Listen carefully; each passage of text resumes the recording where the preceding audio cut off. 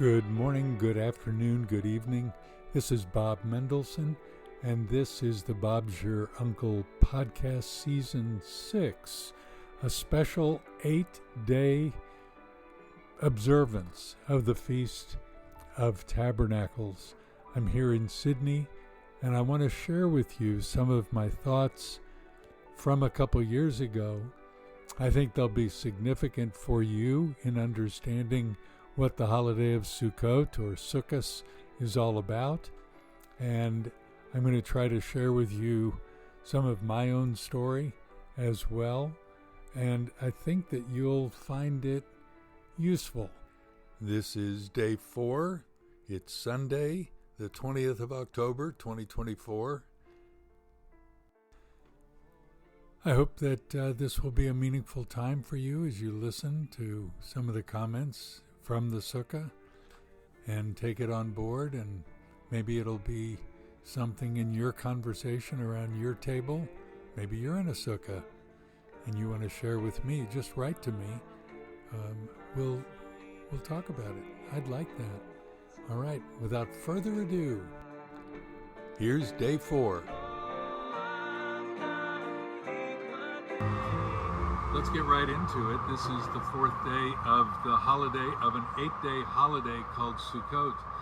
It's the only 8-day holiday in the Bible for the Jewish people. And we'll talk about why it's not only for Jewish people. We'll talk about that over these next few days, but certainly today we'll comment on that. You're thinking, wait a minute, Hanukkah is an 8-day holiday. Right, that's probably because when they were fighting in the time of the Maccabees, they were not able to celebrate the Feast of Tabernacles. And so when they finally won the battle, we'll say around December of that year, 165 BCE, then they celebrated the Feast of Tabernacles a little late, but that'll count. That's why it's 8 days, not the magic of the oil lasting for 8 days. That whole story, it's a great fable, a wonderful fable, preaches well. Not sure it's even true, but there you go. Here's what I was thinking today. We're going to read Ecclesiastes, as we do every day while in the Sukkah. Vanity, wind, under the sun, we're going to hear that a lot. We're going to hear the magpies and the mynah birds and the sound of traffic from Pacific Highway right over here. But I want you to hear this, because it takes place in 1 Kings chapter 8. This is when King Solomon, who wrote the book of Ecclesiastes, dedicated the temple in Jerusalem. We had a tabernacle, not like this necessarily, but we had, it was a tent, and inside was another tent, and inside that was the Holy of Holies and the Holy Place and all kinds of decorative furniture. And that's what Moses had built under Bezalel and Oholiab. So they built that tabernacle. It was a traveling Coleman tent, if you will, that they carried through the wilderness. And that's what we represent in this sukkah. That's what we're reminding ourselves about. And then King David really wanted to build a permanent place. Of course, permanent. He lived about 1000 BCE. His son Solomon, who wrote Ecclesiastes, built that temple to be a permanent place. Of course, then 586 BCE, the Babylonians came and destroyed it, destroyed Jerusalem, cast us out, exiled us. A pretty significant moment in Jewish and really global history. And then we rebuilt it, and that was pretty exciting. And then, of course, it was destroyed again in 70 CE under the Romans. So Babylonians and Romans destroyed it, but it was permanent. Yeah. At the time of the dedication of the temple, Solomon prayed a prayer. 1 Kings chapter 8, verse 12, Solomon said, "The Lord has said that he would dwell in the thick cloud. I have surely built you a lofty house, a place for your dwelling forever." Forever, it didn't work out so. And then he prays a really long prayer, and a good prayer. And if you like templates of model prayers, sample prayers, this is a good one. I encourage you to read that. Americans, 1 Kings 8. Everybody else on the planet, 1 Kings 8. All right, so then in verse 54, when Solomon had finished praying this entire prayer, and supplication to the Lord, he arose from before the altar of the Lord, from kneeling on his hands with his hands spread toward heaven. Wow, that's a great position, isn't it? And he stood and blessed all the assembly of Israel with a loud voice, saying, now that's usually the job of the priest, but Solomon, who's a king, is not the priest. It's okay, it's good to bless people. Here's what he said in verse 56. Blessed be the Lord, who has given rest to his people Israel, according to all that he's promised. Not one word has failed of all his good promise, which he promised through Moses, so 550 years earlier. May the Lord our God be with us as he was with our fathers. May he not leave us or forsake us, that he may incline our hearts to himself. You get the idea that it's fairly in-house, that this is the God of Israel, that he's looking after Israel and all the Jewish people. Now this may be something that bothers you. It certainly bothered Kanye West on the weekend. Ye, as he's now officially called. That's a weird one. And anti-Semitism is certainly on the rise. Certainly people are hearing it, thinking it a lot more and more publicly than you and I should be comfortable with. But then get this.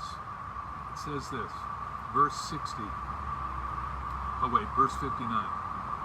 And may these words of mine with which I've made supplication before the Lord be near to the Lord our God, day and night, that he may maintain the cause of his servant and the cause of his people Israel, as each day requires. So you might be hearing this and thinking, oh my, this is all about Jews, and it's all about Jewish people, and Solomon is only thinking about himself. But get this, verse 60, so that all the peoples of the earth may know that the Lord is God. There's no one else.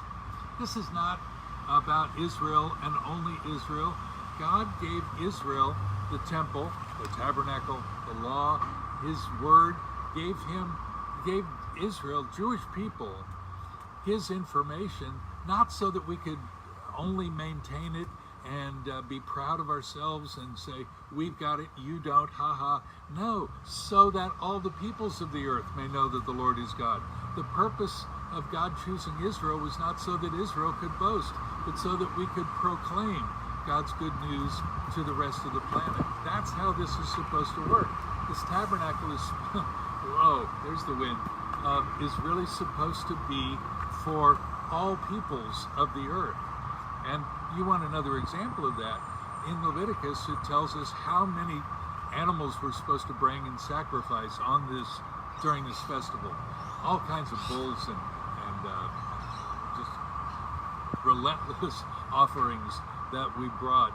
And the first day we're to bring 13 bulls, and on the second day 12, and the third day 11. You get the progression. And on the last day we're bringing one. You add those up and you find 70 bulls are offered during the Feast of Tabernacles. What's that about? What that's about is that the people of the earth geographically in those days believed that there were 70 nations on the earth. So when God tells the Jewish people to sacrifice 70 bulls during the Feast of Tabernacles, he's saying, don't forget everybody else. In fact, let these offerings not be for Israel, let these be for the peoples of the earth. It's always been in God's heart that everybody, the whole globe should be included, all the nations of the earth. In fact, if I read it in Zechariah, we're going to get to Ecclesiastes 4. We really will read it. But I wanted you to hear Solomon's prayer, because that's the Solomon that you want to listen to more than his aching and sadness in Ecclesiastes. The Solomon who wanted all the world to hear it. The Solomon who wanted everybody to get in on the pleasure of God. We're going to talk about that more in the next couple days. We'll just leave it at that. Let me read to you Ecclesiastes chapter 4. Then I looked again at all the acts of oppression which were being done under the sun meaning in the natural, or in a world without God. That's probably the best way to say it. And behold, I saw the tears of the oppressed, and that they had no one to comfort them. And on the side of their oppressors was power, but they had no one to comfort. So I congratulated the dead who are already dead more than the living who are still living. But better off than both of them is the one who's never existed, who's never seen the evil activity that's done under the sun. Remember, without God in the plan. I've seen that every labor and every skill which is done is the result of rivalry between a man and his neighbor. This too is vanity and striving after wind. The fool folds his hands, consumes his own flesh. One hand full of rest is better than two fists full of labor and striving after wind. He has declared over these last 3.5 chapters how miserable life is when all you do is pursue pleasure or pursue money or pursue bounty or pursue knowledge and another academic degree. If that's all you want and leave God out of the picture, it's striving after wind. Verse 7, then I looked again at vanity under the sun. There was a certain man without a dependent, having neither a son nor a brother, yet there was no end to all his labor.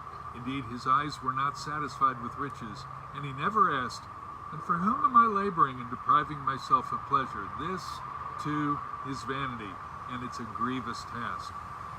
You'll hear this next section, 9 through 12, read at a lot of weddings.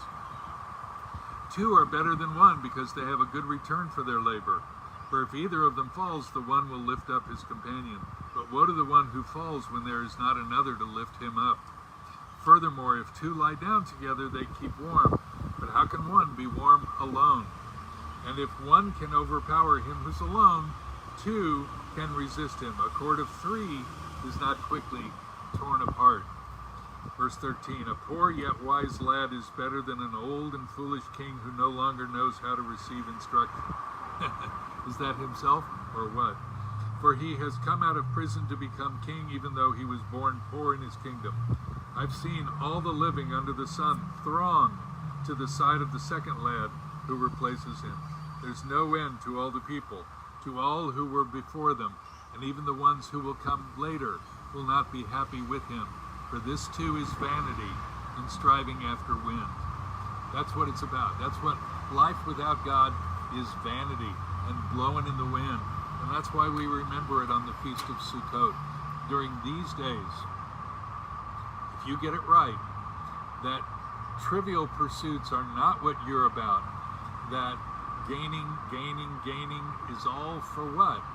But if you remember God in the days of your youth and the days of your aging, if you get that right, then you're listening well to the words of Kohelet, that is the preacher. We've looked at the monotony of life, the impermanence of life, the searching for and pursuing trivia, the time and life is unfair, the imbalance of life. We've looked at all these things. We've looked at the lulav and the etrog, the sukkah itself, and the purpose of the feast of the people of Israel. The purpose. What are we about? Why are we here? So that we own God? No. So that we represent God. So that if you who are watching today are Jewish, you've got a responsibility to bear good news to the people around you. And if you're not a Jew, if you're a Gentile, then you get in on this because somebody sacrificed 70 bulls for you way back when. You get in on this because Solomon prayed so that all the nations or peoples of the earth may know that he is God. That's what this is about for me. I wish you a joyful holiday, a joyful festival of tabernacles. Tomorrow night, we're going to have some people here in the sukkah. We're going to have dinner together. We'll have a baptism in the afternoon, not far from here. And that'll be a joy. 2 Jewish women are getting baptized. Maybe one more, we'll see. And then we'll come back here and celebrate and eat together, a bring and share dinner. That'll be a joy. I wish you today all the joys of the Festival of Tabernacles. Shalom.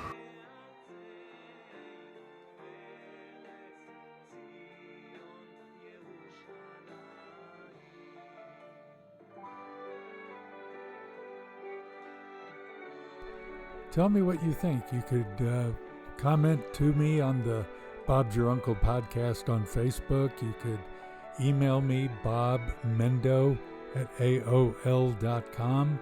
That's old school.